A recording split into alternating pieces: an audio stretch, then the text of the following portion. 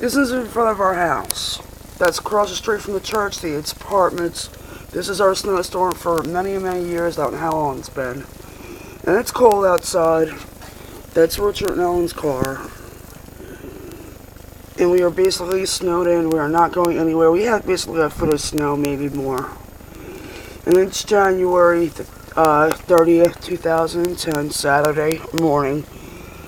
And that says Bluestone, 39th Street. This snowstorm is at 3823 Bluestone Avenue, Norfolk, Virginia.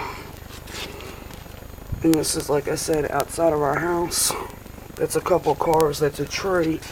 And it's the mulch in front of our house.